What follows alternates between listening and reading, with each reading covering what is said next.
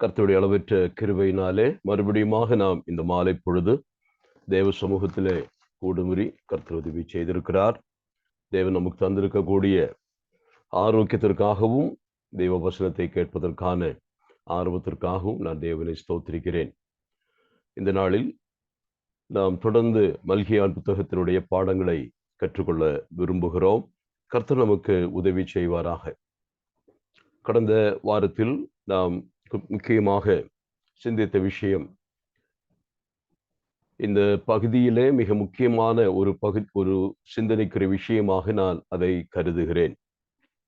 ஆலய வாழ்வினின்று வெளியே வந்து குடும்ப வாழ்வுக்குள் பிரவேசிக்கும் நேரத்தில் குடும்பத்திலே காணப்படுகிற அந்நாட்களில் குடும்ப தலைவர்கள் தங்கள் மனைவிகளுக்கு செய்த துரோகத்தை கண்ணுற்ற சேனைகளின் கர்த்தராகிய தேவன் தம்முடைய தாசன் மூலமாக அந்த குடும்ப தலைவர்களை எச்சரிக்கிறதை கடந்த வாரத்தில் நாம் சிந்தித்தோம்.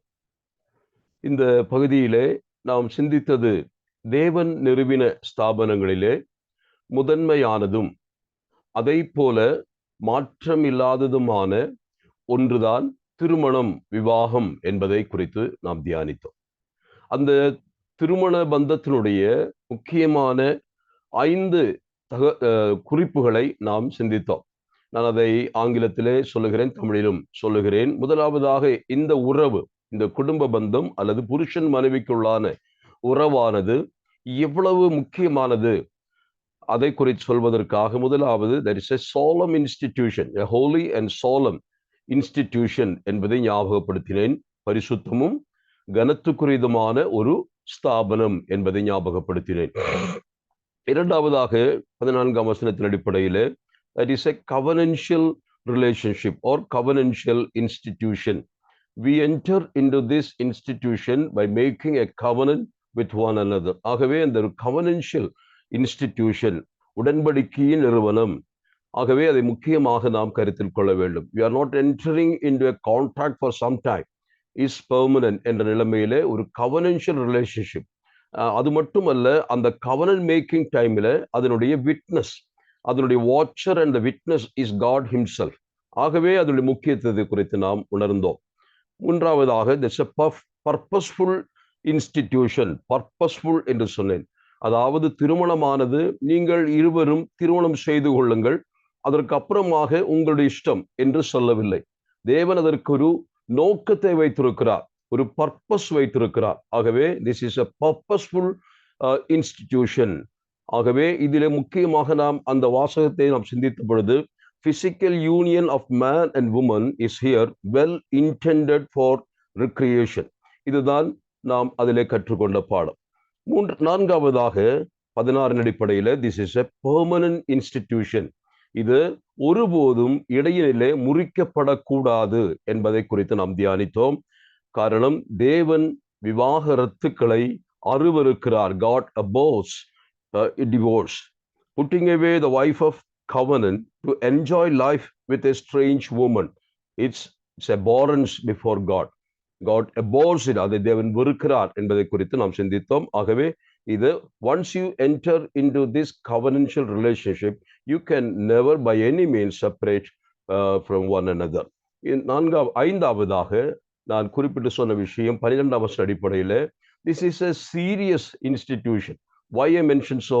அதனுடைய அர்த்தம் என்னவென்று கேட்டால், any disobedience to these principles of the wedding will attract severe kind of punishment. இந்த திருமண உறவிலே தேவன் வைத்திருக்கக்கூடிய டேர்ம்ஸ் அண்ட் கண்டிஷன்ஸ், அதை யாராகிலும் மீறினால் அவர்கள் கொடிய தண்டனைக்கு ஆளாக்கப்படுவார்கள். இதை நான் 12ஆம் வசனத்தின் அடிப்படையிலே நான் உங்களுக்கு ஞாபகப்படுத்தினேன். இப்பொழுது நாம் அந்த வசனத்தினுடைய 3 வசனங்களை மறுபடியும் வாசிக்க நான் விரும்புகிறேன். மல்கியான் புத்தகம் 2ஆம் அதிகாரம், மல்கியான் புத்தகம் 2ஆம் அதிகாரத்தினுடைய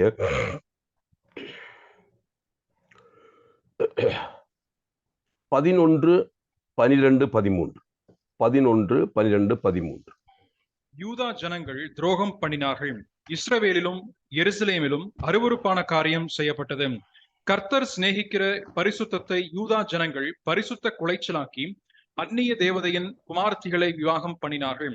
இப்படி செய்கிறவன் எவனோ அவன் காவல் காக்கிறவனாயும் உத்தரவு கொடுக்கிறவனாயினும் சேனைகளின் கர்த்தருக்கு காணிக்கை செலுத்துகிறவனாயினும் அவனை யாக்கோபின் கூடாரங்களில் இராதபடிக்கு கர்த்தர் சங்கரிப்பார். நீங்கள் இரண்டாம் தரமும் இதை செய்து கர்த்தருடைய பீடத்தை கண்ணீரினாலும் அழுகையினாலும் பெருமூச்சினாலும் நிரப்புகிறீர்கள்.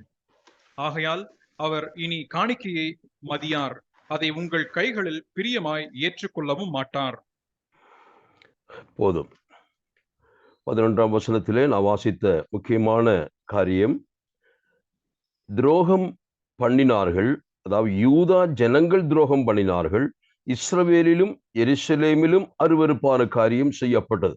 இந்த குறிப்பிட்ட பாவத்தினுடைய பரவல், அதாவது எந்த அளவுக்கு அது சமுதாயத்தின் ஊடாக பரவி இருக்கிறது பாருங்கள். இந்த பாவம் தொற்று நோய் போல அது பெர்மியேட் பண்ணி இருக்கிற, அதாவது இங்க சொல்லும் பொழுது ரெண்டையும் சேர்த்து யூதா இஸ்ரவேல், தேவாவியானவர் சொல்லும் பொழுது தேவனுடைய கண்கள் எங்கெல்லாம் எட்டுகிறதோ, எந்தெந்த பகுதியில எந்தெந்த மூலைகளில் எட்டுகிறதோ அங்கெல்லாம் வசிக்கிற குடும்பங்களுக்குள்ளாக, அது யூதா குடும்பமானாலும் இஸ்ரவேல் குடும்பமானாலும் யாருடைய குடும்பங்களானாலும் இந்த பாவம் அந்த அளவுக்கு பரவி இருக்கிறது.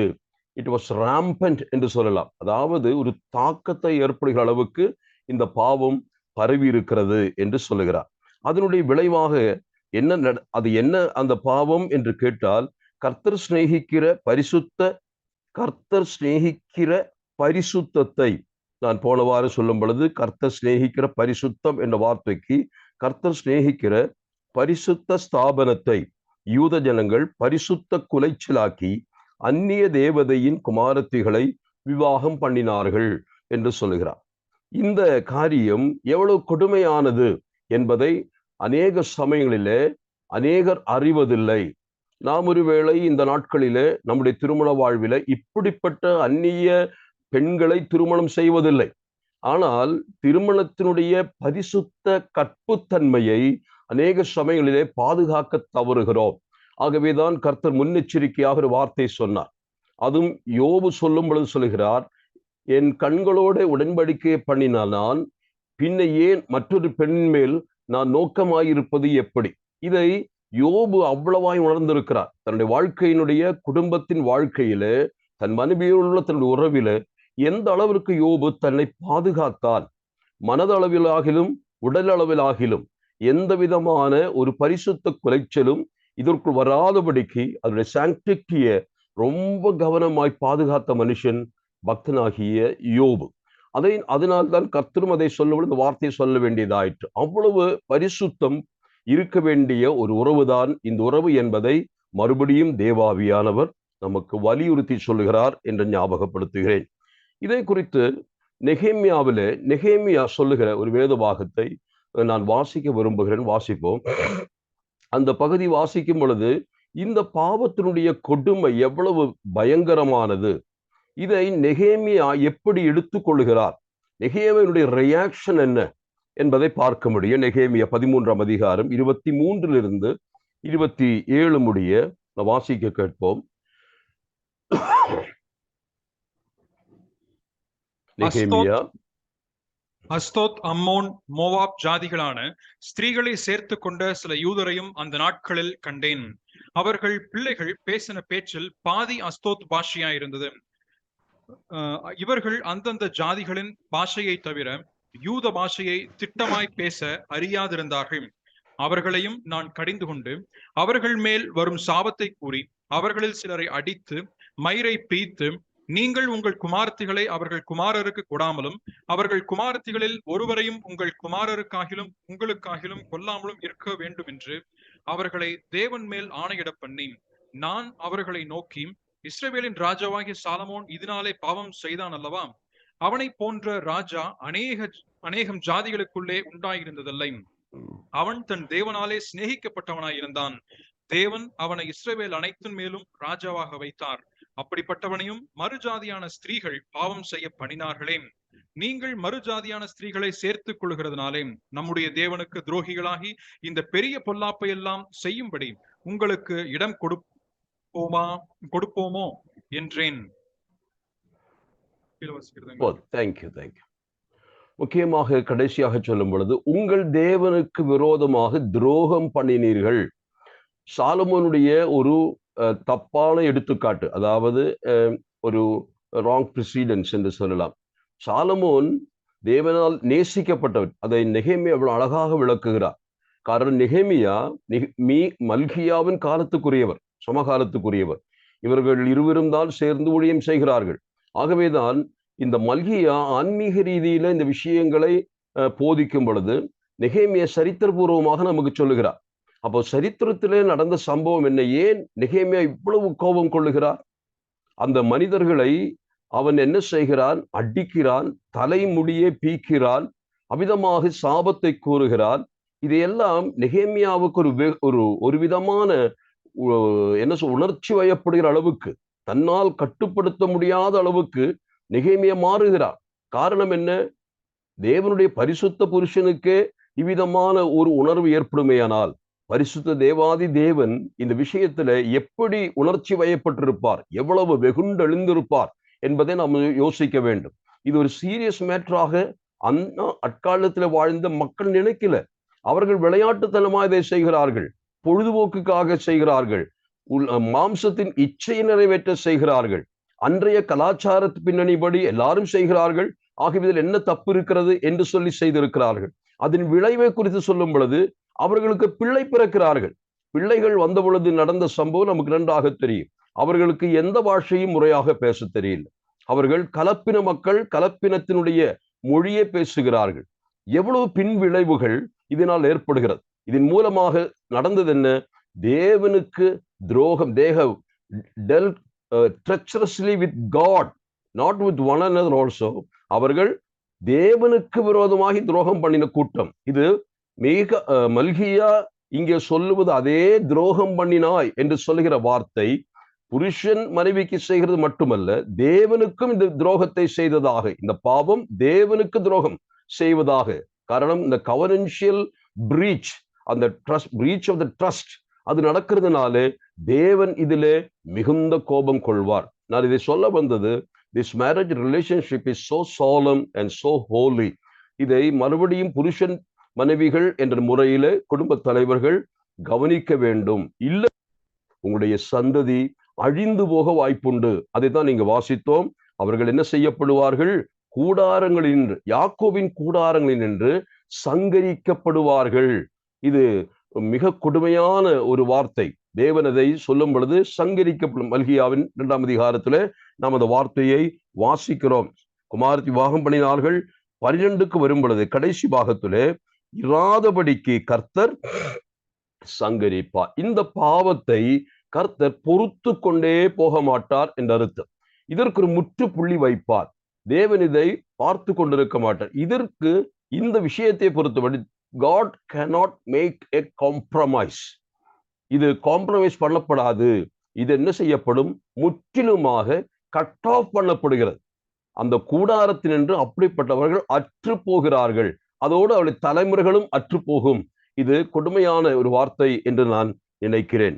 அதன் விளைவாக அடுத்து என்ன சொல்கிறார் பாருங்கள். அதனுடைய 13ஆம் வசனத்திலே இதை கர்த்தர் எச்சரித்தும் என்ன சொல்கிறார்? நீங்கள் 2ஆம் தரமும், இந்த 2ஆம் தரம் என்பதற்கு மறுமுறை அல்லது பல முறை, 2ஆம் தரமும் இதை செய்து, எதை செய்து?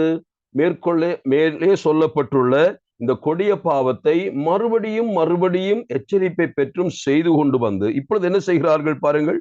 கர்த்தருடைய பீடத்தை கண்ணீரினாலும் அழுகையினாலும் பெருமூச்சினாலும் நிரப்புகிறீர்கள்.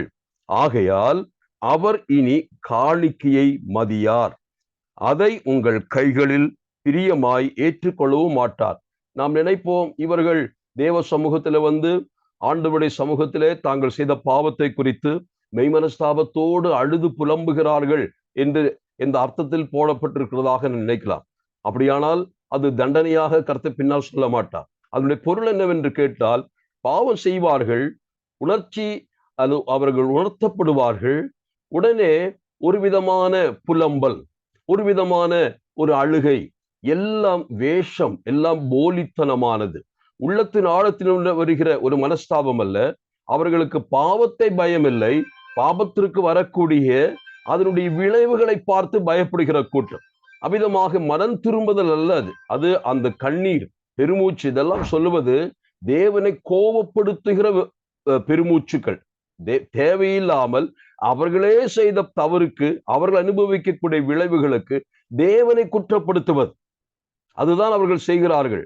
தேவனிடத்துல வந்து ஐயோ நாங்கள் தவறு செய்தோம், இனி நாங்கள் செய்ய மாட்டோம் என்று சொல்வதல்ல. மாறாக தவறு செய்வார்கள், மறுபடியும் ஆண்டு சொல்ல வருவார்கள், மறுபடியும் அழுவார்கள்.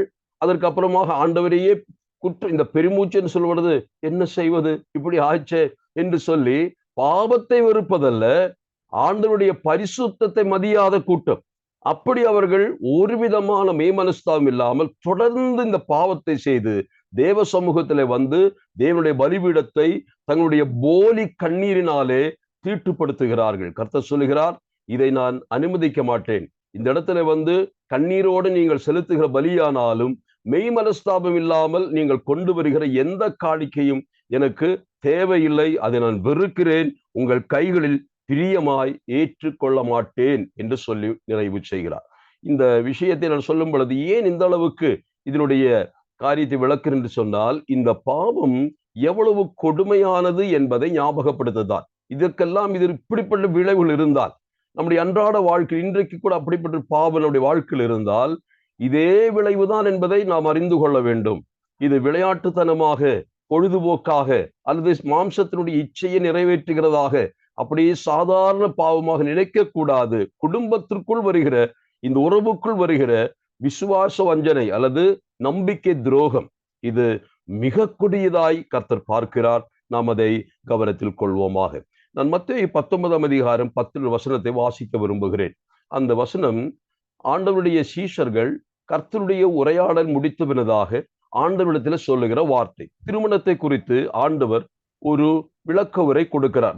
மேத்யூ 19:10. அப்ப திருமணத்தை குறித்து விளக்கமாக சொல்லிவிட்டு பின்னதாக சீஷருடைய ரெஸ்பான்ஸ் பாருங்க. அதாவது மேத்யூ 19:10. அவருடைய சீஷர்கள் அவரை நோக்கி, மனைவியை பற்றி புருஷனுடைய காரியம் இப்படி இருந்தால் விவாகம் பண்ணுகிறது நல்லதல்ல என்றார்கள். விவாகம் பண்ணுகிறது நல்லதல்ல, இது சொன்னது ஆண்டவருடைய சொந்த சீஷர்கள். எனக்கு அது ஆச்சரியமாயிருக்கிறது. ஏன் அவர்கள் அப்படி சொன்னார்கள்? திருமணத்தை குறித்ததான டேர்ம்ஸ் அண்ட் கண்டிஷன்ஸ், அதனுடைய ரூல்ஸ் அண்ட் ரெகுலேஷன்ஸ், அதில் இருக்கக்கூடிய முக்கியமான கடைபிடிக்க வேண்டிய விஷயங்களை சொன்ன பொழுது, அப்படியா திருமணம் என்றால் இப்படியெல்லாம் இருக்கா, அப்படியானால் இந்த சிக்கல்ல மாட்டிக்கொள்ளாதபடிக்கு திருமணமே செய்யாமல் இருந்தால் பரவாயில்லையே என்று சொல்ல தூண்டப்படுகிறார்கள். இதற்கு என்ன காரணம்? மனுஷர்களை பொறுத்தவரை நான் இங்கே இப்படிதான் எழுதி வைத்திருக்கிறேன். அந்த வசனத்தை வாசித்தேன், மனசுல வந்த சிந்தை, many wants to marry but don't want to abide under the terms and conditions of the marriage, just to fulfill their whims and fancies. That is fleshly lust, not interested to fulfill God's plan and purpose regarding it. அதாவது இன்றைக்கு அநேகர் திருமணம் செய்ய விரும்புகிறார்கள். எதற்காக திருமணம் செய்ய விரும்புகிறார்கள் என்று கேட்டால், தங்களுடைய ஆசை இச்சைகளை, சரீர பிரகாரமான ஆசை இச்சைகளை நிறைவேற்றுவதற்காக விரும்புகிறார்கள். ஆனால் திருமணத்திற்கு அடுத்ததான தெய்வீகமான சட்ட ஒழுங்குகளுக்கு கீழாக அல்லது அதனுடைய பிரமாணங்களுக்கு கீழாக கடந்து வந்து சட்டங்களை மதித்து அந்த ஒழுக்கமாக விதிகளை பின்பற்றி போவதற்கு அவர்களுக்கு விருப்பமில்லை. அவருடைய சொந்த மன விருப்பம், விம்ஸ் அண்ட் ஃபேன்சிஸ் என்று சொன்னால் மன உணர்ச்சிகள், மன விகாரங்கள், அதனுடைய எண்ணங்களை பூர்த்தி செய்வதற்காக மட்டும் விரும்புகிறார்கள். ஆனால் தேவனுடைய சித்தத்தை நிறைவேற்றவோ, தேவனுடைய திருமணத்தின் நோக்கத்தை நிறைவேற்றவோ அவர்கள் சற்றேனும் அவர்கள் விரும்புவதில்லை. இதுதான் இன்றைக்கு திருமணத்தினுடைய மிக கொடுமையான நிலை என்பதை ஞாபகப்படுத்துகிறேன். ஆகவே திருமணத்திற்காக யோசிக்கிற பிள்ளைகள் இருந்தாலும், அல்லது திருமணத்திற்காக பிள்ளைகளை கொடுப்பதற்கும் எடுப்பதற்கும் ஆலோசிக்கிற பெற்றோர்களாயினும் இந்த விஷயத்தை கவனிக்க வேண்டும். திருமணம் செய்யும் பொழுது அதற்குரிய சட்டதிட்டங்கள் வேதத்தில் தெளிவாக சொல்லப்பட்டிருக்கிறது. அதை நிறைவேற்ற முழுமையாய் அதற்கு கீழ்ப்படிய மனதுள்ளவர்கள் மட்டும்தான் திருமண பந்தத்திற்குள் பிரவேசிக்க வேண்டும். நான் அந்த விளக்கத்திற்கு போகவில்லை, அதுவே ஒரு பாடமாய் தீரும். ஆகவே திருமணத்தினுடைய கண்டிஷன்ஸ் என்ன, டேர்ம்ஸ் அண்ட் கண்டிஷன்ஸ் என்ன என்பதை சரியாக அறிந்து கொண்டவர்கள் திருமணத்திற்குள் பிரவேசிக்க வேண்டும். ஆகவேதான் இந்த நாட்களில ப்ரீ மேரிட்டல் கவுன்சில் எல்லாம் நடத்துகிறார்கள். அது நல்லது என்று நான் நம்புகிறேன். இப்பொழுது நாம் ஒரு வசனத்தை கூட வாசிக்க விரும்புகிறேன். எபிரேயர் 13ஆம் அதிகாரம், எபிரேயர் ஹீப்ரூஸ் 13, 3 and 4.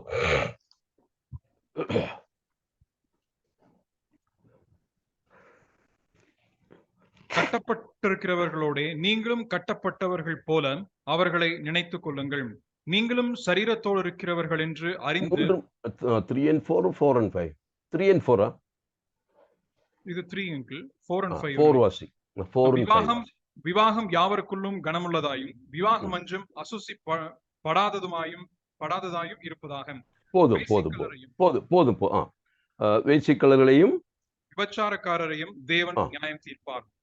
இந்த வசனத்தை சற்று நாம் எப்போதும் கேட்கிற வசனம் தான், ஆனால் முக்கியத்தை உணராத வசனம் என்று நான் நம்புகிறேன்.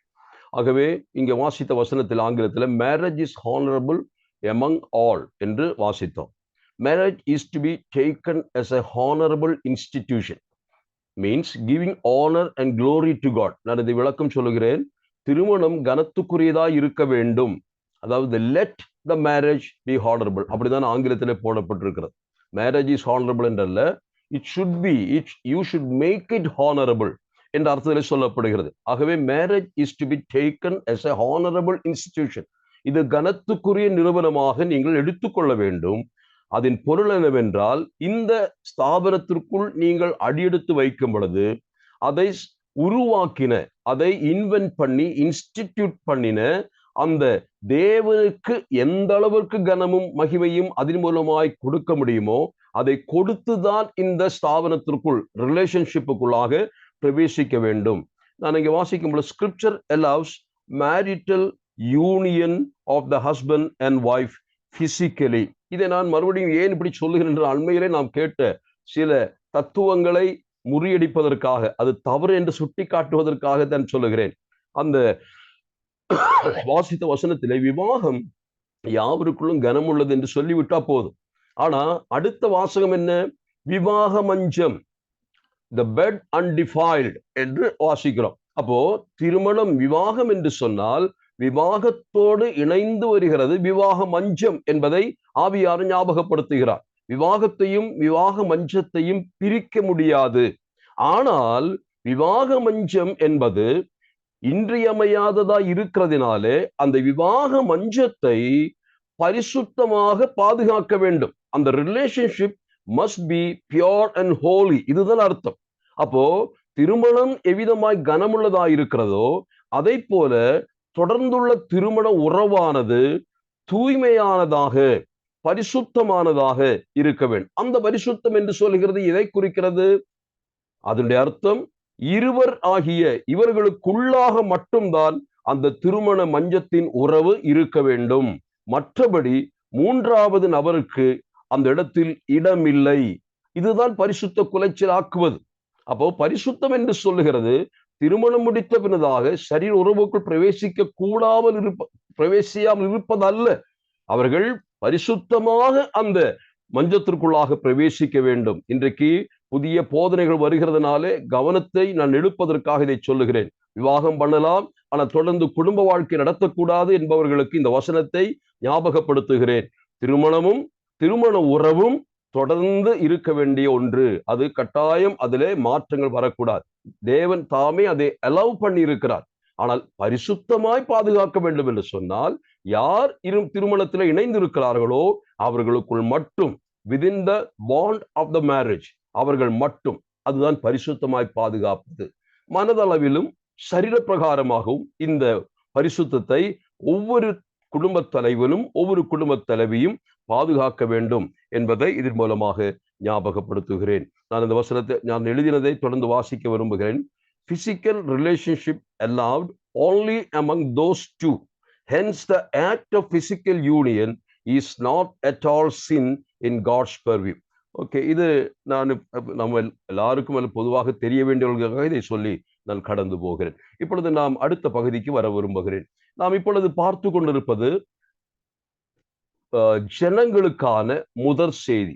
நாம் இந்த பகுதியை வாசித்த பொழுது சொல்லியிருந்தேன், 2ஆம் அதிகாரம் 10 முதல் 4ஆம் அதிகாரம் 3வது 2ஆம் அதிகாரம் 10 முதல் 4ஆம் அதிகாரம் 3 வரை 4 6 வசனங்கள் இருக்கிறது. அதில் 4 3 வரைக்கும் ஜனங்களுக்கு கர்த்தர் கொடுக்கக்கூடிய 4 செய்திகள், 4 மெசேஜஸ் டு த பீப்புள். அதனால இதை பிரித்து நாம் படிக்க முடியும். இப்பொழுது முதல் செய்தி நாம் சொல்லி முடிக்க போகிறோம். முதல் செய்தியை நாம் பார்த்தோம். 2:10 முதல் 14 வரைக்கும் நாம் அதை சிந்தித்தோம். இது குடும்ப தலைவர்களுக்கு தேவன் கொடுக்கிற எச்சரிப்பு. அதிலே அவர்களுடைய பாவம், நான் அதை எழுதி வைத்திருக்கிறேன். தொடர்ந்து மற்ற செய்திகளுக்கு போகும் பொழுது அதை தொடர்ந்து அந்த வார்த்தைகள் நான் சொல்ல விரும்புகிறேன். முதல் செய்தியிலே என்ன பாவம் என்று கேட்டால், sin of the family heads, அதாவது ட்ரெச்சரி அகென்ஸ்ட் தேர் வைஃப்ஸ். துரோகம், மனைவிகளுக்கு விரோதமான துரோகம் செய்த குடும்ப தலைவர்களுக்கு எதிராக கர்த்தர் கொடுத்த செய்தி என்று சொல்லலாம். ஆகவே முதலாவது அந்த செய்தியை முடித்தோம், முதல் செய்தியை முடித்தோம். இனி நாம் இரண்டாவது செய்திக்கு கடந்து போக போகிறோம். இரண்டாம் செய்தி 2:17 முதல் 3:6 வரைக்கும் உள்ள வசனங்கள். ஒரு தீர்க்கமான பகுதிதான். 2ஆம் அதிகாரம் 17 முதற்கொண்டு 3ஆம் அதிகாரம் 6வது வசனம் வரை. இங்கே சொல்லப்படுகிற பாவம் என்ன? அந்த 17ஆம் வசனத்தை கொஞ்சம் வாசிக்கலாம்.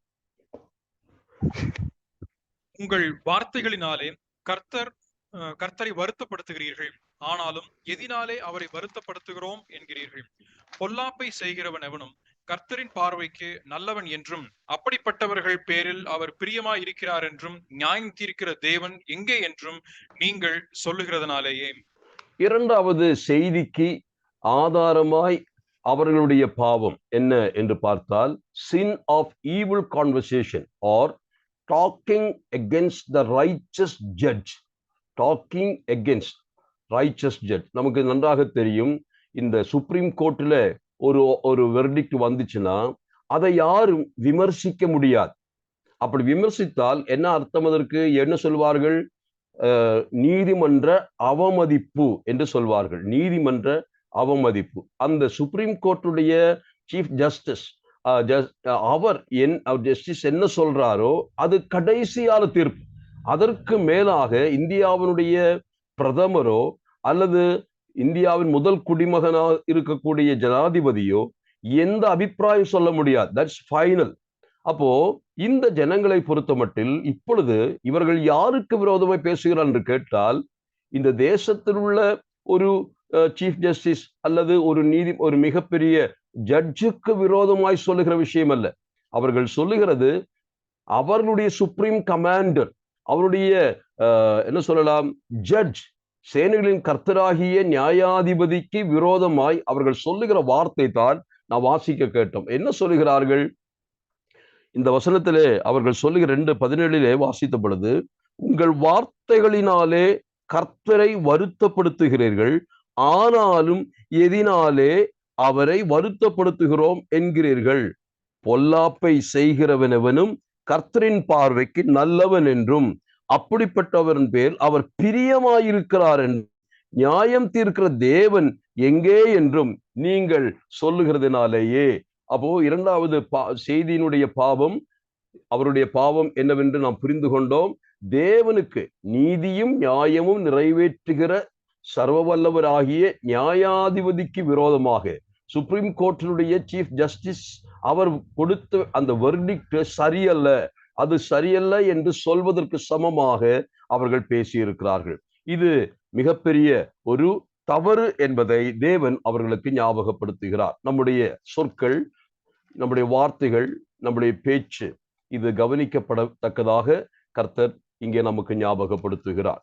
நாம் எது வேண்டுமானால் பேச விட்டு கொடுக்கப்பட்ட, we are not allowed to speak anything and any kind of words என்று சொல்லி நாம் நினைக்க கூடாது. நமக்கு லிபர்ட்டி இருக்கிறது, ஃப்ரீடம் இருக்கிறது. ஆனால் அதுல கூட நாம் யாருக்கு விரோதமாய் பேசுகிறோம், நம்முடைய வார்த்தைகள் யாருக்கு விரோதமானது என்பதை ரொம்ப கவனமாக வைத்து கொள்ள வேண்டும்.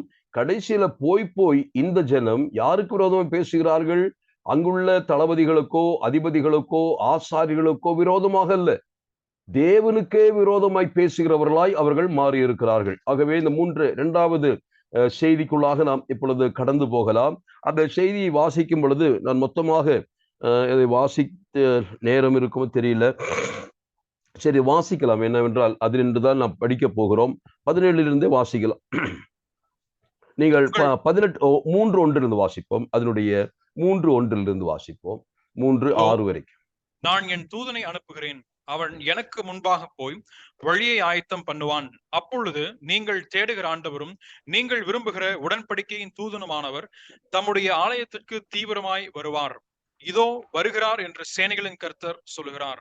ஆனாலும் அவர் வரும் நாளை சகிப்பவன் யார்? அவர் வெளிப்படுகையில் நிலைநிற்பவன் யார்? அவர் புடமிடுகிறவனுடைய அக்கினியைப் போலவும் வண்ணாருடைய சவுக்காரத்தைப் போலவும் இருப்பார். அவர் உட்கார்ந்து வெள்ளியை புடமிட்டு சுத்திகரித்துக் கொண்டிருப்பார். அவர் லேவியின் புத்திரரை சுத்திகரித்து அவர்கள் கர்த்தருடையவர்களாய் இருக்கும்படிக்கும் நீதியாய் காணிக்கையை செலுத்தும்படிக்கும் அவர்களை பொன்னை போலவும் வெள்ளியை போலவும் புடமிடுவார். அப்பொழுது பூர்வ நாட்களிலும் முந்தின வருஷங்களிலும் இருந்தது போல யூதாவின் காணிக்கையும் எருசலேமின் காணிக்கையும் கர்த்தருக்கு பிரியமாயிருக்கும். நான் நியாய தீர்ப்பு செய்யும்படி உங்களிடத்தில் வந்து சூனியக்காரருக்கும் விபச்சாரருக்கும் பொய்யான இடுகிறவர்களுக்கும் எனக்கு பயப்படாமல் விதவைகளும் திக்கற்ற பிள்ளைகளும் ஆகிய கூலிக்காரரின் கூலியை அபகரித்துக் கொள்கிறவர்களுக்கும் பரதேசிக்கும் அநியாயம் செய்கிறவர்களுக்கும் விரோதமாய் தீவிரமான சாட்சியாய் இருப்பேன் என்று சேனைகளின் கர்த்தர் சொல்லுகிறார். நான் கர்த்தர், நான் மாறாதவர். ஆகையால் யாக்கோபின் புத்திரராகிய நீங்கள் நிர்மூலமாகவில்லை. நான் கர்த்தர், நான் மாறாதவர். ஆகையால் யாக்கோபின் புத்திரராகி நீங்கள் நிர்மூலமாகவில்லை. இந்த செய்தியை முடிக்கும் பொழுது தேவன் சொன்ன வார்த்தையை நீங்கள் கவனித்தீர்கள். அப்படியானால் இது இப்படி சொல்லி முடிப்பதற்கான காரணம் என்ன? இவர்களுடைய பிரச்சனை நாம் பார்த்தோம். இவர்கள் என்ன சொல்லுகிறார்கள்? தேவனுக்கு விரோதமாய் பேசுகிறார்கள். என்ன பேசுகிறார்கள்? நான் இன்றைய பாஷையில அதை சொல்ல வேண்டுமானால், ஒருவேளை நம்முடைய கோவை கமிஷனர் அவருடைய ஆணையரை வைத்துக் கொள்ளுங்கள். அந்த ஆணையரை குறித்து இப்படி சொன்னால் எப்படி இருக்கும் யோசித்து பாருங்கள். இவர் சட்ட ஒழுங்கை காப்பாற்ற திராணியற்றவர். அதை போல ரவுடிகளையும் கொடுமையானவர்களையும் கண்டிக்கவோ தண்டிக்கவோ அவர் செய்ய மாட்டார். மாறாக அப்படிப்பட்டவர்களை பார்த்து சந்தோஷப்படுகிறார். நீதியாய் நியாயம் தீர்ப்பு செய்ய வக்கற்றவர் என்று இப்பொழுது நாம் கோவை ஆணையர் போலீஸ் கமிஷனர் குறித்து சொன்னால் அது எப்படிப்பட்ட ஒரு குற்றச்சாட்டாக இருக்கு? அரசியல்வாதிகள் அடிக்கடி சொல்வார்கள். ஆனால் இது இவர்கள் சொன்னது ஒரு சாதாரண ஆணையருக்கு விரோதமாக இல்ல. அகிலத்தை ஆளுகிற எல்லா சர்வலோகத்திற்கும் நியாயாதிபதியாயிருந்து நியாயத்தையும் நீதியையும் சரியாக நிறைவேற்றி கொண்டிருக்கக்கூடிய தேவனுக்கு விரோதமாய் சொல்லுகிற ஒரு வார்த்தை. அதனால் அதனுடைய ஆழத்தை புரிந்து கொள்ள வேண்டும். அறிந்தோ அறியாமலோ நாம் கூட சில சமயத்திலே நம்முடைய ஆண்டவரை இப்படி சொல்ல மாட்டோம். மனதில் நினைப்பது ஒருவேளை அது நாம் அறியாமை என்று நாம் எடுத்துக்கொள்ள முடியும். ஆனால் அநேக சமயங்களிலே அது அறிந்துதான் சொல்லுகிறோம். அறியாமை என்று சொல்லி ஒருபோதும் சொல்ல முடியாது. தேவனுக்கு விரோதமாக தேவனுடைய செயல்பாடுகளிலே நியாயம் இல்லை. தேவன் நல்லவர்களை கண்டுகொள்வதில்லை. ஆனால் தவறு செய்பவர்கள் மேல் பிரியமாயிருக்கிறார். அப்படித்தானே நடக்கிறது. இன்றைக்கு உலகத்திலே பாருங்கள், நான் இவ்வளவு பக்தியாய் வாழ்ந்தும் கூட என் வாழ்க்கையில் இப்படி நடக்கிறதே என்று புலம்புகிறோம் அல்லவா? சில சமயத்தில் மனதில் நினைக்கிறோம் அல்லவா? இது கூட தேவ சமூகத்திலே தேவனை குற்றம் சாட்டுகிற ஒரு நிலைமைக்கு தள்ளப்படுகிறது. We are questioning the justice of God. தேவ நீதியை கேள்வி கேட்பவர்கள் என்ற நிலைமையிலே அந்த வார்த்தை தேவன் சொல்லுகிறார். இதற்கு பதில் தேவன் கொடுக்கிறார். அதுதான் 1 முதல் 6 வரைக்கும் உள்ள வசனம். இவருடைய பிராது இவர்கள் கடைசியாக கேட்டு முடித்தது, நியாயம் தீர்க்கிற தேவன் எங்கே? நீதியாய் நியாயம் தீர்க்கக்கூடிய தேவன் இருந்தா அவரை வர சொல்லுங்க, அவரை எங்களுக்கு முன்னாடி வர சொல்லுங்க, பார்க்கலாம் என்று ஒரு சவால் விடுகிறார்கள். they were challenging God. இதுதான் முக்கியமானது. அதற்கு தேவர் என்ன பதில் சொல்லுகிறார் பாருங்கள். 3:1 இதோ நான் என் தூதனை அனுப்புகிறேன், அவன் எனக்கு முன்பாக போய் வழியை ஆயத்தம் பண்ணுவான். அப்பொழுது நீங்கள் தேடுகிற ஆண்டவரும் நீங்கள் விரும்புகிற உடன்படிக்கை தூதனுமானவன் தம்முடைய ஆலயத்திற்கு தீவிரமாய் வருவார். இதோ வருகிறார் என்று சேனைகளின் கர்த்தர் சொல்லுகிறார். இவர்கள் கேட்டு நியாயம் தீர்க்கிற தேவன் எங்கே என்று கேட்டபொழுது அடுத்த வசனத்தில் சொல்லுகிறார், இதோ நியாயம் தீர்க்கிற தேவன் வருகிறார். அவர் யார் என்பதை சொல்வதற்கு அந்த வசனத்தில் விளக்கம் கொடுக்கப்படுகிறது. ஒன்று, ஒரு தூதனை அனுப்புகிறேன், அவன் எனக்கு முன்பாக போய் வழியை ஆயத்தம் பண்ணுவான். இந்த வாசகத்தை வாசிக்கும் பொழுது நமக்கு அந்த தகவல் தெரிகிறது. இது யார் என்பதை சொல்லப்படுகிறது. எலியாவின் ஆவியோடு வந்த யோவான் ஸ்நானன் தான் அந்த தூதன் என்பதை ஞாபகப்படுத்தப்படுகிறது. அந்த தூதனுக்கு பின்னால் வந்தவர் யார்? உண்மையான மேசியா வருகிறார். அந்த மேசியாவை திரும்பி பார்த்து யோவான், எனக்கு பின்னால் வருகிறவர் என்னிலும் பெரியவர், அவருடைய பாதரட்சின் வாரை அவிழ்க்கவோ அதை எடுக்க சுமக்கவோ எனக்கு தகுதி இல்லை என்று சொல்லி அவர் அந்த பின்வருகிற மேசியாவை சுட்டி காட்டுகிறார். இந்த இடத்துல வாசித்த, அவர் எனக்கு முன்பாக போய் வழியை ஆயத்தம் பண்ணும். யோவான் ஸ்நானகன் இயேசு கிறிஸ்து முன்பாக வந்து வழியை ஆயத்தம் பண்ணுவான். அப்பொழுது ஆயத்தம் பண்ணின பொழுது என்ன நடக்கும்? நீங்கள் தேடுகிற ஆண்டவரும், இப்பொழுது கேட்டீர்கள் அல்லவா, நியாயம் தீர்க்கிற தேவன் எங்கே என்று கேட்டீர்கள் அல்லவா, நீங்கள் தேடிக்கொண்டிருக்கக்கூடிய ஆண்டவர் வருவார். மட்டுமல்ல, உடன்படிக்கையின் தூதனுமானவர் தம்முடைய ஆலயத்திற்கு தீவிரமாய் வருவார். வெறும் தூதன் யோவான் ஸ்நானன், ஆனால் உடன்படிக்கையின் தூதன் என்று அழைக்கப்படுகிறது கர்த்தராகிய இயேசு கிறிஸ்து. அவர் எங்கே வருவார்? தம்முடைய ஆலயத்திற்கு தீவிரமாய் வருவார். இந்த வார்த்தை எதனால இவ்வளவு தீவிரமாய் வருவார் என்று சொன்னால், அவர் கோப ஆவேசத்தோடு கூட அல்லது கடிந்து கொள்ளக்கூடியவராக, நியாயம் தீர்க்கிறவராக வருவார் என்ற வார்த்தை தான் அதற்கு பொருளாக இருக்கிறது. ஆகவேதான் அநேக 1ஆம் நூற்றாண்டில் இருந்த இயேசு கிறிஸ்து வருகைக்கு முன்னதாக இருந்த யூத மத தலைவர்கள் இயேசு கிறிஸ்து வருகையை இரண்டாக நினைத்திருந்திருக்கிறார்கள்.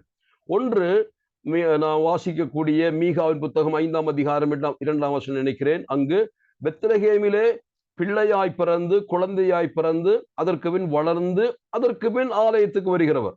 ஆனால் இன்னொன்று, திடீரென்று ஒரு சூப்பர்மேனை போல திடீரென்று ஆலயத்தின் முகப்பிலே வந்து நின்று யூத மக்களுக்கு நான் மேசியா வந்துவிட்டேன் என்று திடீரென்று வெளிப்படுத்தப்படுகிற, அதாவது பிறப்பை குறித்து சொல்லப்படாமல் திடீரென்று தோன்றுகிற ஒரு ராஜாவாக அல்லது ஒரு சூப்பர்மேன், பராக்கிரமசாலியாக தன்னை வெளிப்படுத்துவார் என்றும் அவர்களுக்குள் நம்பிக்கை இருந்தது.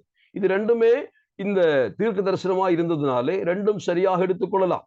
ஆகவேதான் சகரியால வாசிக்கும் பொழுது அந்த கழுதியின் மேல், கழுதியின் மறியின் மேல் ஏறி வருகிறவர் என்று சொல்லப்படுகிறது. அவர் அப்பொழுதுதான் ராஜாவாக வருகிறதாக பார்க்க முடியும், ஆலயத்துக்குள் பிரவேசிக்க போகிறார். ஆனால் இது அதுவல்ல, திடீரென்று ஆக்ரோஷமாக வந்து அப்படியே ஆலயத்திலே வந்து நின்று மக்களுக்கு தன்னை வெளிப்படுத்துகிற மேசியா என்று அநேகர் நினைக்கிறார்கள். அவ்விதமாக அதனால தான் பிசாசானவன் கூட ஆண்டவரை ஆலயத்தின் உப்பரிக்கையிலே கொண்டு போய் அங்கே இருந்து குதிக்க சொல்லுகிறார். காரணம், நீ உண்மையான மேசியாவானால் அவ்விதமாக ஆலயத்திலே வந்து அந்த இடத்திலே நின்று உன்னை வெளிப்படுத்த வேண்டுமானால் நீ குதித்து காண்பி. இந்த விஷயத்திலே, அதாவது மல்கியா 3ஆம் அதிகாரத்தில் சொல்லப்பட்ட வசனத்தின்படியாக ஆலயத்துக்கு வருகிற உடன்படிக்கை தூதனானால் நீதான் அந்த ஆலயத்து வருகிற தீவிரமாய் வருகிற ஆலய தூதன் என்றால் அதை காண்பி. ஒரு வீர பராக்கிரமம், ஒரு சாகசத்தின் மூலமாக அப்படி உன்னுடைய அந்த வல்லமையை அல்லது உன்னுடைய திறமையை, உன்னுடைய பராக்கிரமத்தை வெளிப்படுத்து. இதுதான் சாத்தான் சொன்னான். ஆனால் கர்த்தர் அங்கே அதை தெளிவாக சொல்லி அவனை தோற்கடிப்பதாக நான் வாசிக்கிறோம். நான் சொல்ல வந்தது, இவருடைய கேள்வி என்ன? நியாயம் தீர்க்கிற தேவன் எங்கே? நியாயம் தீர்க்கிற தேவன் எங்கே? இதை கேட்ட உடனே கர்த்தர் சொல்லுகிறார், நிச்சயமாக நிச்சயமாக இதோ வருகிறார் என்று சொல்லி 1ஆம் வசனத்தின் இறுதியிலே அதை சொல்லி முடிக்கிறார். 2வது வசனத்தில் வரும் பொழுது விளக்கம் சொல்லப்படுகிறது. ஆனாலும் அவர் வரும் நாளை சகிப்பவன் யார்? இப்பொழுது நமக்கு புரிந்திருக்கும். வருவார் என்று சொல்லி தீவிரமாய் ஆலயத்துக்கு வருவார் என்றெல்லாம் சொன்னது சரிதான். ஆனால் அந்த வருகை சாதாரண வருகை அல்ல, அதை சகிப்பவன் யார் என்று கேட்கிற ஒரு வருகை. ஆகவே நான் நினைக்கிறேன் இது கர்த்தராகிய இயேசு கிறிஸ்துவினுடைய மகிமையின் வருகையை குறிப்பிடுகிறதோ, அந்த வருகையை குறிப்பிடுகிறதோ என்று நினைக்கிறேன். அல்லது அவருடைய மகிமையோடு கூட வந்து இஸ்ரவேல் மக்களுடைய அந்த ஒலிவு மலையிலே அவருடைய பாதங்கள் நிற்கிற அந்த மகிமையான வருகையோ, அன்றைக்கு நியாய தீர்ப்பின் நாட்களோ, அந்த நிலைமையிலே அதை யோசிக்க தோன்றுகிறது. ஆனாலும் அவர் வரும் நாளை சகிப்பவன் யார்? அவர் வெளிப்படுகையில் நிலை நிற்பவன் யார்? அவன் புடமிடுகிறவனுடைய அக்கினியை போலவும் வண்ணாருடைய சவுக்காரத்தை போலவும் இருப்பார். இதை நாம் வாசித்த பொழுது எசேக்கியேல் 22:14 எனக்கு ஞாபகத்துக்கு வந்தது. அந்த வசனம் நாம் அடிக்கடி நினைவு கூறுகிற வசனம் தான்.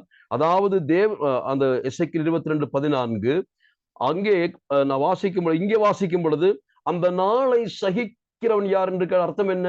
எந்த மனுஷனாலும் அந்த நாளை சகிக்க முடியாது. தேவன் நீ கேட்ட கேள்விக்கு பதில் சொல்லி உன்னை நியாயம் தீர்க்க வந்தால் நீ நிற்க முடியாது. நீ வாயில அப்படி விளையாட்டுத்தனமா கேட்டாய், நியாயம் தீர்க்கிற தேவன் எங்கே? யாரிடத்துல பேசுகிறாய்? யாரை நோக்கி இந்த சவால் விடுகிறாய்? அந்த சவாலுக்கு கொடுக்கப்பட்ட பதில் இங்கே சொல்லும் பொழுது அதை சகிக்க முடியாது. நீ நினைக்கிற மாதிரி ஏதோ விளையாட்டுத்தனமா நினைத்திராதே. நியாயம் தீர்க்க வந்தால் உன்னால் சகிக்க முடியாது. அடுத்ததாக உன்னால் நிற்க முடியாது. எசேக்கியேல் என்ன வாசிக்கிறோம் பாருங்கள், 22:14. நான் உன்னில் நியாயம் செய்யும் நாட்களில் உன் இருதயம் தாங்குமோ? அப்பொழுது உன் கைகள் திடமாயிருக்குமோ? கர்த்தராகிய நான் இதை சொன்னேன், இதை நிறைவேற்றுவேன். இதயம் தாங்குமோ? உன் கைகள் திடமாயிருக்குமோ? சிந்தனையிலே வந்ததும் செயலிலே வந்ததுமான காரியங்கள் நியாயம் தீர்க்கப்படும் பொழுது உன்னுடைய சிந்தனை இதயத்தை நீ பாதுகாக்காமல் வார்த்தைகளை விட்டாயே, அதை உன் இதயம் நாளைக்கு தாங்க போகிறதா? தேவனுக்கு விரோதமாய் பேசினாயே, உன் இதயம் தாங்காது. 2, உன்னுடைய செயல்களினாலே தேவனை நீ கோபப்படுத்தினாயே, உன் கைகள் திடப்படுத்த முடியாது. நடுங்கிக்கிட்டு இருப்பேன். தேவனுடைய நியாய தீர்ப்பு நாள் வருகிறது, அது சகிக்க முடியாது என்று ஞாபகப்படுத்துகிறார். விளையாட்டுத்தனமா நீ கேள்வி கேட்கிற, நியாயம் தீர்க்கிற தேவன் எங்கே? தேவன் கொடுத்த பதில் எவ்வளவு கொடுமையானது, எவ்வளவு பயத்துக்குரியது என்பதை ஞாபகப்படுத்த வேண்டும். ஆனால் தொடர்ந்து வாசித்த 3ஆம் வசனத்தில் என்ன வாசித்தோம்? அங்கே நான் 2 காரியங்களை உங்களுக்கு ஞாபகப்படுத்துகிறேன். தேவனுடைய நியாய தீர்ப்பை குறித்து இந்த பகுதி வாசிக்கிறோம், அதனை வாசித்துக் கொண்டு வருகிறோம். இதுல 3ஆம் அதிகாரம் 6ஆம் வசனத்திலே தேவனுடைய நியாய தீர்ப்புக்கு அவர் வரும் பொழுது அவருடைய கைகளிலே என்ன இருக்கும் என்று வாசிக்கிறோம். அந்த 2ஆம் வசனத்திலே 3:2 வாசிக்கும் பொழுது புடமிடுகிறவனுடைய அக்கினி என்று வாசிக்கிறோம், ரிஃபைனர்ஸ் ஃபயர் என்று வாசிக்கிறோம். அதோடு கூட அவருடைய கைகளிலே ஃபுல்லர் சோப் அல்லது வண்ணாருடைய சவுக்காரம். இந்த 2ம் எதற்காக பயன்படுத்தப்படுகிறது? இது 2மே சுத்திகரிப்புக்காக பயன்படுத்தப்படுகிறது. ஆகவே முதல் ஜட்ஜ்மென்ட், நியாய தீர்ப்பில் வருகிற முதல் காரியம் என்னவென்று கேட்டால் புடமிட்டு சுத்திகரிக்கும் நியாய தீர்ப்பு என்று சொல்லலாம். Judgement of cleansing. முதலாவது நியாய தீர்ப்பு. நீ நியாயம் தீர்க்க தேவன் எங்கே என்று கேட்டாயே, தேவன் வருகிறார். எப்படி வருகிறார்? புடமிடுகிறவனுடைய அக்கினியும் அதை போல வண்ணாருடைய சவுக்காரமும் உடையவராக வருகிறார். இது தேவனுடைய நியாய தீர்ப்பு எப்படிப்பட்டது என்பதை ஞாபகப்படுத்துகிறார். அதிலே நாம் இந்த வசனத்தை புரிந்து கொள்வதற்கு 2 வசனங்களை வேற்றிடத்திலிருந்து வாசிக்கலாம். எசையா 1:25,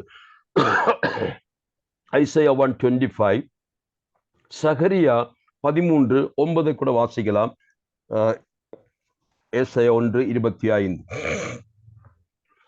நான் என் கையை உன்னிடமாய் திருப்பி உன் களிம்பு நீங்க உன்னை சுத்தமாய் புடமிட்டு உன் ஈயத்தை எல்லாம் நீக்குவேன். இதுல முதலாவது வாசிக்கிற அக்கினியினுடைய பர்பஸ் என்ன? அதாவது அக்கினி எதற்கு? தேவனுடைய கைகளிலே, நியாயம் தீர்க்கிற தேவனுடைய கைகளிலே இந்த அக்கினி எதற்காக, புடமிடுகளுடைய அக்கினி எதற்காக என்று கேட்டு அதன் விளக்கத்தை தான் ஏசாயா சொல்லுகிறார். உன்னிடத்தில் உள்ள களிம்பையும் ஈயத்தையும், இந்த ஈயம் நமக்கு நன்றாக தெரியும், உலோகத்தினுடைய அலாய். அலாயில நல்ல இரும்போடு கூட கலக்கக்கூடியது அல்லது நல்ல உலோகத்தோடு செப்போடு கூட ஈயத்தையும் கலக்கி விடுவார்கள். இது மாயத்தை காட்டுகிறது. ஆகவே தேவன் நியாயம் தீர்க்க வரும் பொழுது என்ன செய்ய போகிறார்?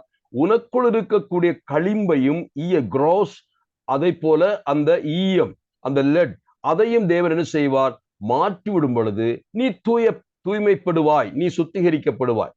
அப்போ இது முதலாவது. தேவன் ஒரு சிலரை சுத்திகரிக்க வேண்டுமானால் அதற்கு வெறுமனே இருக்கக்கூடிய வண்ணாருடைய சவுக்காரம் போதாது. வண்ணாருடைய சவுக்காரம் எதற்கு பயன்படுத்தப்படுகிறது? வெளிப்புறமான அழுக்கை போக்குவதற்கு அந்த சவுக்காரம் பயன்படுத்தலாம். அதை நன்றாக பயன்படுத்தலாம். அதாவது துணிகளை கொண்டு போய் வெப்ப தண்ணீரிலே சவுக்காரத்தை கலக்கி அதிலே மூழ்க வைத்து டிப் பண்ணி அதை பல மணி நேரம் வைத்தால் அந்த துணிகளில் இருக்கக்கூடிய கரைகள் எல்லாம் அது ஒருவேளை நீக்கப்படலாம். ஆனால் அப்படி நீக்கப்படாத பாவங்களும் யூத மக்கள் செய்ததினாலே தேவன் சவுக்காரத்தை மட்டுமல்ல, தேவன் அந்த புடமிடுகளுடைய அக்கினியை பயன்படுத்துகிறதா வாசிக்கிறோம். சகரியா 13:9 கூட பார்க்கலாம். சகரியா 13:9.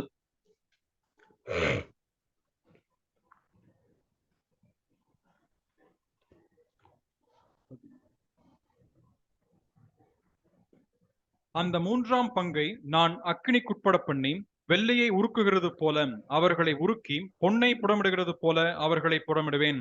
அவர்கள் போதும். என் நாமத்தை தொழுது கொள்வார்கள். போதும். அவர்கள் என் நாமத்தை தொழுது. அப்ப தேவன் தம்முடைய ஜனங்கள் தம்முடைய நாமத்தை தொழுது கொள்வதற்கு ஏதுவாக ஒரு சுத்திகரிப்பை செய்கிறார். அல்லது தொழுது கொள்ளப்படுவதற்கு, தொழுது கொள்ளுவதற்கு, அவர்களை தகுதிப்படுத்துவதற்கு, பரிசுத்த தேவனை பரிசுத்தத்தோடு கூட தொழுது கொள்வதற்கு தேவன் தம்முடைய ஜனத்தை என்ன செய்கிறார்? ஒன்று, வெள்ளியை புடமிடுவது போல, பொன்னை புடமிடுவது போல 2 உலோகங்களை குறித்து சொல்லுகிறதை நீங்கள் வாசிக்கலாம். அப்போ அக்கினியினால் மட்டும்தான் இது நடைபெறுமே தவிர மற்றபடி அல்ல. ஆகவே இந்த இடத்துல நியாயம் தீர்க்கிற தேவன் எங்கே என்று கேட்ட பொழுது, முதலாவது அவர்களுக்கு வருகிற நியாய தீர்ப்பு சுத்திகரிக்கும் நியாய தீர்ப்பு. அந்த சுத்திகரிக்கும் நியாய தீர்ப்புக்கே அக்கினி பயன்படுத்தப்படுகிறது, சவுக்காரம் பயன்படுத்தப்படுகிறது. அது எதை காட்டுகிறது? அவருடைய பாவங்கள், அழுக்காய் இருக்கிற பாவங்கள் அதை சவுக்காரத்தில் மாற்றினாலும் அவர்களுக்குள் மறைந்திருக்கக்கூடிய, கலந்திருக்கக்கூடிய, அவருடைய பர்சனுக்குள்ளாக இருக்கக்கூடிய அந்த கொடிய கரைகள், அந்த களிம்புகள், அதையெல்லாம் நீக்க வேண்டுமானால் தேவனுடைய அக்கினிமயமான பரீட்சை அல்லது அந்த உலகளத்திலே அது வைக்கப்பட வேண்டும். நமக்கு நன்றாக தெரியும். ஆகவே சுத்திகரிக்கும் நியாய தீர்ப்பு நாம் எபிரேயர் 12ஆம் அதிகாரத்திலே வரும் பொழுது அதை எதற்கு ஒப்பிடலாம் என்று கேட்டால், பிதாவினால் பிள்ளைகளுக்கு கிடைக்கக்கூடிய பால சிக்ஷை என்று அதற்கு ஒப்பிடலாம். That is chastisement. அதாவது சங்கரிப்பதற்கான நியாய தீர்ப்பு அல்ல, சுத்திகரிப்பதற்கான நியாய தீர்ப்பு. ஆகவே தேவன் இவர்களுக்கு முதல் கொடுக்கக்கூடிய அந்த நியாய தீர்ப்பு, அவர்கள் கேட்ட கேள்விக்கு நிச்சயமாய் நான் வருவேன், நியாயம் தீர்ப்பேன். ஆனால் முதல் நியாய தீர்ப்பு சுத்திகரிக்கும் நியாய தீர்ப்பாய் இருக்கும். அதனால தான் கடைசி வசனம் 6 வாசித்த பொழுது என்ன வாசிக்கிறோம் பாருங்க, வாசித்தோம். நான் கர்த்தர், நான் மாறாதவர், ஆகையால் யாக்கோபின் புத்திரராகி நீங்கள் நிர்மூலமாகவில்லை. இது முதலாவது தேவன் சொல்கிறார், நான் மாறாதவர், நான் கர்த்தர், நான் மாறாதவர். காரணம், உங்களை அழிக்க விடமாட்டேன், உங்களை நான் சுத்திகரிப்பேனே தவிர உங்களை நிர்மூலமாக விடமாட்டேன். அப்ப தேவனுடைய சுத்திகரிப்பிலே என்ன ஒரு பாக்கியம் என்று கேட்டால், இந்த சுத்திகரிப்பு, இந்த நியாய தீர்ப்பு அவர்களை அழிப்பதற்காக அல்ல, மாறாக அவர்களை சுத்திகரிப்பதற்கு. ஆனால் இந்த சுத்திகரிப்பிற்கும் தங்களை விட்டு கொடாமல் தொடர்ந்து ஒருவன் பாவம் செய்தால் என்ன நடக்கும் என்பதை பின்னால் நாம் வாசிக்கிறோம். அது நான் வாசித்த வசனத்தில் 5ஆம் வசனத்தை 3:5 கொஞ்சம் வாசிக்கலாம். நான் நியாய தீர்ப்பு செய்யும்படி உங்களிடத்தில் வந்து சூனியக்காரருக்கும் விபச்சாரருக்கும் பொய்யான இடுகிறவர்களுக்கும் எனக்கு பயப்படாமல் விதவைகளும் திக்கற்ற பிள்ளைகளும் ஆகிய கூலிக்காரரின் கூலியை அபகரித்துக் கொள்கிறவர்களுக்கும் பரதேசிக்கு அநியாயம் செய்கிறவர்களுக்கும் விரோதமாய் தீவிரமான சாட்சியாய் இருப்பேன் என்று சேனைகளின் கர்த்தர் சொல்கிறார். தீவிரமான சாட்சியாயிருப்பேன். இங்கே வருகிறது இது சுத்திகரிக்கும் தண்டனை அல்ல, சாட்சியாயிருந்து நியாயம் தீர்க்க போகிறார். அவர்களை தேசத்தினின்று அதம் பண்ண போகிறார், சங்கரிக்க போகிறார் என்றுதான் இதன் பொருளாக எடுத்துக் கொள்கிறேன். அப்ப நியாய தீர்ப்பிலே 2 விதமாக இருக்கிறது என்பதை ஞாபகப்படுத்துகிறேன். ஒன்று judgment for cleansing, other one judgment for curse or cut off என்று நான் சொல்லுகிறேன். அதனால தான் நான் வசனத்தை உங்களுக்கு வாசித்து காண்பிக்கிறேன். 4:1 பாருங்கள். 4:1 2-3 வசனம் வாசித்து இன்றைக்கு நாம் நிறைவு செய்வோம். 4:1 இதோ சூளையை போல எரிகிற நாள் வரும், அப்பொழுது அகங்காரிகள் யாவரும் அக்கிரமம் செய்கிற யாவரும் துரும்பாயிருப்பார்கள். வரப்போகிற அந்த நாள் அவர்களை சுட்டரிக்கும், அது அவர்களுக்கு வேரையும் கொப்பையும் வைக்காமற் போகும் என்று சேனைகளின் கர்த்தர் சொல்லுகிறார். போதும். 4:6 கூட வாசிக்கலாம். நான் வந்து பூமியை சங்காரத்தால் அடிக்காதபடிக்கு அவன் பிதாக்களுடைய இருதயத்தை பிள்ளைகளிடத்திற்கும் பிள்ளைகளுடைய இருதயத்தை அவர்கள் பிதாக்களிடத்திற்கும் திருப்புவான். போதும். இந்த இடத்துல இந்த 2-3 வசனங்களிலே நான் வாசித்தது சங்கரிக்கும் நியாய தீர்ப்பு, ஜட்ஜ்மெண்ட் ஆஃப் கட்டிங் ஆஃப், அவர்களை முற்றிலுமாய் சங்கரிக்கக்கூடிய நியாய தீர்ப்பு. அப்போ நான் சொல்ல வந்தது, தேவன் நியாயம் தீர்க்கும் பொழுது ஆரம்பத்துல முதலாவது தேவன் பால சிக்ஷையை கொடுக்கிறார். அவர்களை சுத்திகரிக்கும்படியாய் முயற்சிக்கிறார். பிள்ளைகளைப் போல அவர்களை தண்டிக்கிறார். ஆக அது பாலர் சிக்ஷை என்று நாம் எடுத்துக்கொள்ளலாம். ஆனால் அவ்விதமாக பால சிக்ஷையை பெற்றும் கூட தொடர்ந்து தவறு செய்கிறவர்கள், பாவம் செய்கிறவர்களை தேவன் என்ன செய்ய போகிறார்? சங்கரிப்பார். இதுதான் வாசித்தோம். அது எப்படிப்பட்ட சங்கரிப்பு? சுட்டெரிக்கும் சங்கரிப்பு. சுத்திகரிக்கும் சங்கரிப்பு அல்ல, சுட்டெரிக்கும் சங்கரிப்பு என்று சொன்ன அர்த்தம் என்ன? முழுமையாய் அனிஹிலேஷன், அவர்கள் தண்டிக்கப்பட்டு நீக்கப்படுவார்கள். இது நமக்கு மத்தேயு 3ஆம் அதிகாரம் 11, 12 வசனங்களிலே ஆண்டவரை குறித்து யோவான் சொல்லுகிறதை வைத்துக் கொண்டு சொல்ல விரும்புகிறேன். அதை வாசித்து நாம் நிறைவு செய்யலாம். மத்தேயு 3, 11, 12 வசனங்கள். மனம் திரும்புதலுக்கென்று நான் ஜலத்தினால் உங்களுக்கு ஞானஸ்நானம் கொடுக்கிறேன். எனக்கு பின் வருகிறவரோ என்னிலும் வல்லவராய் இருக்கிறார். அவருடைய பாதரட்சைகளை சுமக்கிறதற்கு நான் பாத்திரன் அல்ல. அவர் பரிசுத்த ஆவியினாலும் அக்கினியினாலும் அவர்களுக்கு ஞானஸ்நானம் கொடுப்பார். தூற்றுக்கூடை அவர் கையில் இருக்கிறது. அவர் தமது களத்தை நன்றாய் விளக்கி தமது கோதுமையை களஞ்சியத்தில் சேர்ப்பார். அதரையோ அவியாத அக்கினியினால் சுட்டரிப்பார் என்றான். நம்முடைய கர்த்தராகிய இயேசு கிறிஸ்துவை குறித்து யோவான் சொன்ன சாட்சி இது. அதாவது இயேசு கிறிஸ்துவை தனக்கு பின் வருகிறவரை மேன்மைப்படுத்தி சொல்வதற்காக, அவருக்கு மாட்சிமையும் மகிமையும் செலுத்துவதற்காக அவரை குறித்து சொல்லுகிற வார்த்தை. இதிலே யோவான் தனக்கு பின் வருகிற இந்த மேசியாவை ஒரு உழவன் அல்லது ஒரு விவசாயியோடு ஒப்பிடுகிறதை நீங்கள் பார்க்கலாம். அந்த விவசாயியின் கைகளிலே என்ன உண்டு என்று ஞாபகப்படுத்துகிறார். அந்த விவசாயியின் கையிலே தூற்றுக்கூடை, ஃபேன் இருக்கிற தூற்றுக்கூடை இருக்கிறது.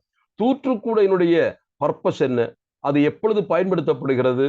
அறுக்கப்பட்ட பின்னதாக இந்த தானியங்களை கொண்டு போய் மிதிப்பதற்காக அவர்கள் களஞ்சியத்தில் அந்த களத்திலே போட்டு அதை அவர்கள் காலால் மிதிக்கிறார்கள். அமிதமாய் அது மிதிப்பட்ட பின், அடிபட்ட பின், அதற்கப்புறமாக அது பயிருமாய் கலந்து கிடக்கும். அந்த கலவையை இந்த தூற்றுக்கூடையிலே அள்ளி எடுத்து காற்று முகமாக நின்று அதை தூற்றுவார்கள். அப்பொழுது பயிர் காற்றிலே அடிபட்டு தூரமாய் போய் அது விழும். ஆனால் பயிரானது பக்கத்திலே விழுந்து விடுகிறது. அப்ப தூற்றுக்கூடையினுடைய பர்பஸ் பிரித்தல் என்பதை புரிந்து கொள்ள வேண்டும். இயேசு கிறிஸ்துவின் கைகளிலே தூற்றுக்கூடை உண்டு என்று சொன்னால் அவர் பயிரையும் பதிரையும் பிரிக்க வல்லவர். ஆனால் அது மட்டும் செய்ய மாட்டார். பயிரை அவர் என்ன செய்ய போகிறார்? களஞ்சியத்தில் சேர்த்து வைப்பார். ஆனால் தூரமாய் விழுந்திருக்கக்கூடிய பதிரையோ அவர் என்ன செய்ய போகிறார்?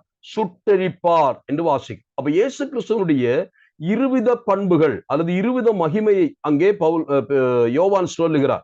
என்ன மகிமை? ஒன்று, அவர் தூற்றுக்கூடை உள்ளவர். அவர் தூற்றுக்கூடையினாலே ஜனத்தை தூற்றி அதில் பயிரது என்று கண்டுபிடித்து பயிரை தம்முடைய களஞ்சியத்தில் சேர்ப்பார். நான் அதை உதாரணமாய் இன்றைக்கு சொல்ல வேண்டுமானால் ஃபிகரேட்டிவாக சொல்லுகிறேன். கர்த்தர் ரட்சிக்கப்படுகிறவர்களை சபையோடு சேர்த்து கொண்டு வருகிறார். அந்த பயிரை சபையோடு சேர்க்கிற காலம் களஞ்சியத்தில் சேர்த்து கொண்டு வருகிறார்.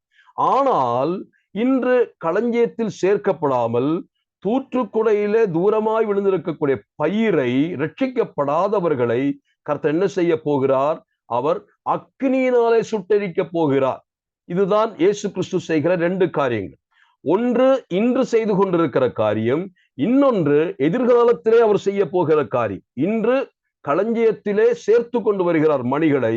ஆனால் நாளைக்கு இந்த களஞ்சியத்தில் இல்லாமல் பதிராய் இருக்கக்கூடியதை அவர் அள்ளி அவர் அந்த சுட்டெரிக்க போகிறதாக பார்க்கும். அதனால தான் இயேசு கிறிஸ்துவுக்கு அவர் சொன்ன வார்த்தை, அவருடைய வல்லமையை சொல்வதற்கு அவர் சொல்லும் பொழுது, அவர் பரிசுத்த ஆவியினாலும் அக்கினியினாலும் ஞானஸ்நானம் கொடுப்பார். இதுதான் இந்த 2 ஊழியங்கள். என்ன ஊழியம்?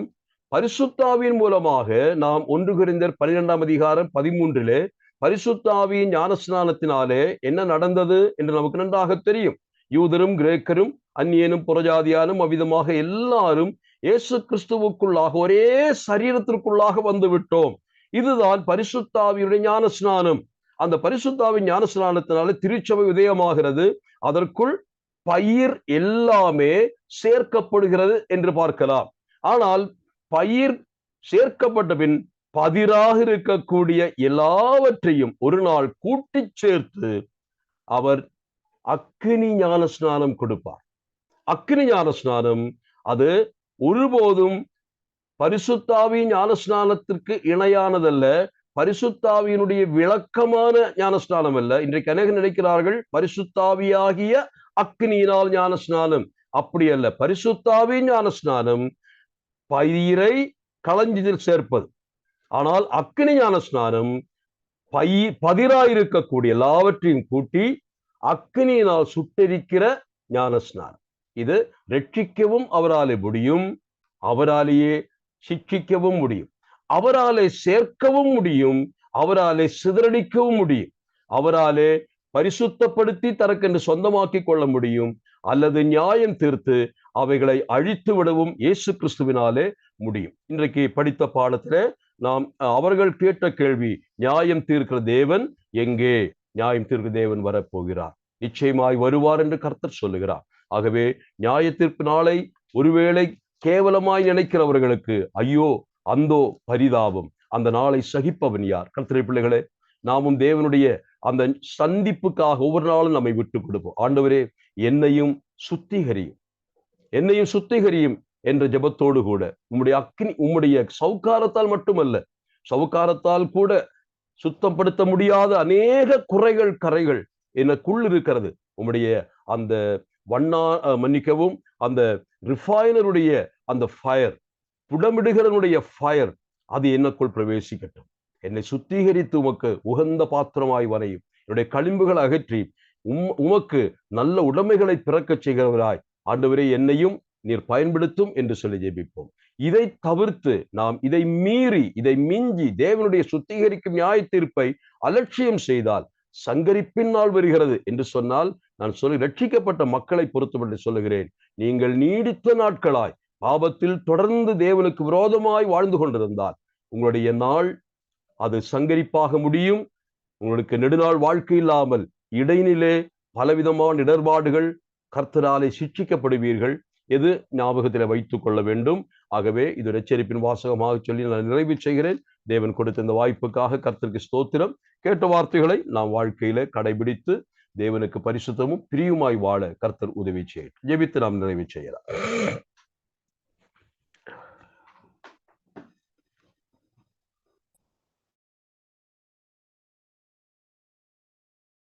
നമുക്ക് പ്രാർത്ഥിക്കാം. വാഴ്ത്തപ്പെട്ട ഞങ്ങളുടെ ദൈവമേ, സ്വർഗീയ പിതാവേ, വീണ്ടും ഒരു പ്രാവശ്യം കൂടെ അവിടുത്തെ വചനത്തിന് മുമ്പാകെ ഇരിക്കുവാൻ തക്കവണ്ണം സഭയായിട്ട് തന്ന ഈ നല്ല സമയത്തിനായിട്ട് സ്തോത്രം.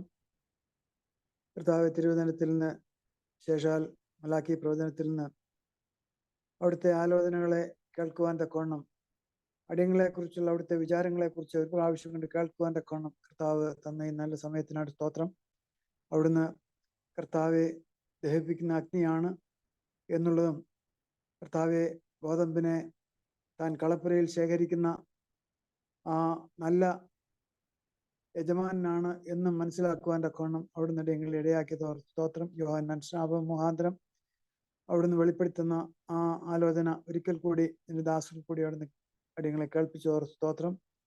ഞങ്ങളെ വ്യക്തികളായിട്ടും കർത്താവ് ഒരു പ്രാവശ്യം കൂടെ തിരുവചനത്തിൻ്റെ മുമ്പാകെ ശോധന ചെയ്യുവാൻ തക്കവണ്ണം അവിടുത്തെ വചനത്തിലെ കാര്യങ്ങളെ കർത്താവ് ഞങ്ങൾക്ക് വെളിപ്പെടുത്തി തന്നു. അതോർ സ്തോത്രം ചെയ്യുന്ന കർത്താവെ, ഞങ്ങളുടെ ജീവിതത്തിൽ എന്തെങ്കിലും കുറവുകളുണ്ടെങ്കിൽ കർത്താവെ അവിടുന്ന് കർത്താവെ വെള്ളിയെയും പൊന്നിനെയും ശുദ്ധി ചെയ്യുന്നത് പോലെ അടിയങ്ങളെയും ശുദ്ധി ചെയ്യുവാൻ ഒരുക്കമുള്ളവനാണ് എന്നുള്ളത് ഞങ്ങളെ ഓർപ്പിച്ച് സ്തോത്രം ചെയ്ത് സ്തുതിക്കുന്ന കർത്താവെ, അപ്രകാരം നിങ്ങളുടെ കുറവുകളെ പരിഹരിക്കുവാനും വരും ദിവസങ്ങൾ അങ്ങേ കൊള്ളാവുന്ന മാനപാത്രങ്ങളായിട്ട് നിൽക്കുവാൻ തക്കവണ്ണം നിങ്ങളെ ഓരോരുത്തരെയും വ്യക്തികളായിട്ട് സഹായിക്കണം എന്നടിയങ്ങൾ അങ്ങോട്ട് പ്രാർത്ഥിക്കുന്ന കർത്താവെ. അതുപോലെ കർത്താവെ, ന്യായവിധി ശിക്ഷാവിധിയെക്കുറിച്ചും അവിടുന്ന് തിരുവചനത്തിൽ കൂടി നിങ്ങൾ കേൾപ്പിച്ച സ്തോത്രം. അത് കർത്താവെ, ഒരു ന്യായവിധി ഉണ്ട് എന്നുള്ളത് ഒരു പ്രാവശ്യം കൂടെ നിങ്ങളെ ഓർപ്പിച്ചു. കർത്താവെ, നിന്നെ അനുസരിക്കാത്തവർ, നിന്നിൽ നിന്ന് നിന്റെ രക്ഷയും സന്തോഷവും അനുഭവിക്കാതെ നിന്നിൽ നിന്ന് അകന്ന് ജീവിക്കുന്നവർക്ക് വേണ്ടി ഒരുക്കിയിരിക്കുന്നതായിട്ടുള്ള ആ ശിക്ഷാവിധി, അതേക്കുറിച്ചും കേൾക്കുകയുണ്ടായി. കർത്താവെ, നിങ്ങൾക്ക് ഒരു വലിയ ഉത്തരവാദിത്വമാണ്. ഞങ്ങളുടെ ചുറ്റുപാടുകളിലുള്ള അനേകർ ഈ നല്ല കർത്താവിനെ അറിയണം, അവർ ഈ നല്ല കർത്താവിൻ്റെ മക്കളായിട്ട് തീരണം എന്നുള്ള ആ വലിയ ആഗ്രഹം അടിയങ്ങളുടെ ഓരോരുത്തരുടെയും ഹൃദയത്തിൽ അവിടുന്ന് തരണമേ എന്ന് ഞങ്ങൾ പ്രാർത്ഥിക്കുന്നു. ഏതു വിധത്തിലും ചില ജീവിതങ്ങളെ കർത്താവ് തീയിൽ നിന്ന പോലെ വലിച്ചെടുക്കുവാൻ തക്കണം അടിയങ്ങളെയും അവിടുന്ന് ഉപയോഗിക്കണമേ, അതിനടിയങ്ങളെ സഹായിക്കണമേ എന്നിട്ട് പ്രാർത്ഥിക്കുന്നു. ആ ഒരു വലിയ ആഗ്രഹത്തോടെ ഇടങ്ങൾക്ക് തന്നിരിക്കുന്ന ശിഷ്ടായുസ് മുമ്പോട്ട് ജീവിപ്പാൻ്റെ കൊണ്ട് ഇടങ്ങളെ സഹായിച്ചാട്ടെ പ്രാർത്ഥിക്കുന്നു. വചനത്തിൽ നിന്ന് സംസാരിപ്പാനെ കൊണ്ട് നിന്റെ ദാസനെയും അവിടുന്ന് ബലപ്പെടുത്തി സഹായിച്ചു. നന്ദിയുടെ സ്തോത്രം. ശാരീരികമായിട്ടുള്ള പ്രയാസങ്ങളൊക്കെ ഉണ്ടായിരുന്നു. മറ്റു പല തിരക്കുകളുടെ മധ്യത്തിലും കർത്താവ് ഇങ്ങനെ അവസരം നിന്റെ ദാസന് കൂടെ അടിയങ്ങൾക്ക് ഒരുക്കി തന്നവർ സ്തോത്രം ചെയ്ത് സ്തുതിക്കുന്ന കർത്താവ്. പ്രിയപ്പെട്ടവനെ ധാരാളമായിട്ട് അവിടുന്ന് അനുഗ്രഹിക്കുകയും സഹായിക്കുകയും ചെയ്യാം. വരും ദിവസങ്ങളിൽ അനേകർക്ക് അനുഗ്രഹമായിട്ട് നിൽക്കുവാൻ്റെ കോണം, സഭയ്ക്കും സമൂഹത്തിനും അനുഗ്രഹമായിട്ട് നിൽക്കുവാൻ്റെ കോണം നിന്റെ ദാസനെ അവിടുന്ന് സഹായിക്കണം പ്രാർത്ഥിക്കുന്ന കർത്താവ്. കാര്യങ്ങളെ ഓരോരുത്തരെയും വ്യക്തികളായിട്ടും കുടുംബങ്ങളായിട്ടും സഭയായിട്ടും അവിടുത്തെ കരങ്ങൾ പരിമേൽപ്പിച്ച് പ്രാർത്ഥിക്കുന്നു. സഹായിക്കണമേ. അടിയങ്ങളെ ഈ ദേശത്താക്കി വെച്ചിരിക്കുന്ന ഉദ്ദേശം അവിടുന്ന് അറിയുന്നു. കർത്താവ് ഈ ദേശത്ത് ചില ജീവിതങ്ങൾ കർത്താവിനെ അടിയങ്ങളുടെ ജീവിതത്തിൽ കൂടി, അടിയങ്ങളുടെ വാക്കുകൾ കൂടി, അടിയങ്ങളുടെ പ്രവർത്തനങ്ങൾ കൂടി കണ്ടെത്തുവാൻ ഇടയാകണം എന്ന അടിയങ്ങൾ അങ്ങോട്ട് പ്രാർത്ഥിക്കുന്ന കർത്താവെ. സകല മഹത്വം അവിടത്തേക്ക് അർപ്പിക്കുന്നു. ഞങ്ങളുടെ പ്രാർത്ഥനയെ കേട്ടിരിക്കാൻ സ്തോത്രം. യേശു കർത്താവിന്റെ വിലയേറെ നാമത്തിൽ സകലവും അപേക്ഷിക്കുന്നു. കൃപയുണ്ടായിട്ട് കേൾക്കുമാറാകണമേ. ആമേൻ.